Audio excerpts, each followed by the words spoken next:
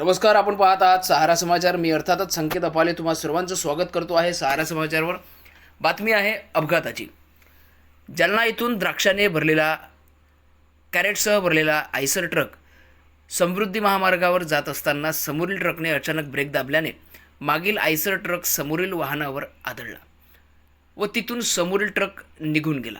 सविस्तर वृत्त असे की मोहम्मद जाकीर मोहम्मद साबिर वय 42 वर्ष राहणार अंजनगाव सुरजी हा हिवरखेड येथील मोहम्मद इरफान मोहम्मद इस्लाम राहणार हिवरखेड तालुका तेलारा यांच्या मालकीच्या आयसर क्रमांक MH30BD 8777 मध्ये नवा जिल्हा जालना येथून द्राक्षाचे कॅरेट भरून दिनांक 16/4/2026 रोजी पहाटे 3:15 चॅनल नंबर 281.5 जात असताना समोरील ट्रकने अचानक ब्रेक मारल्याने मागील आयसर ट्रकचा भीषण अपघात झाला आहे.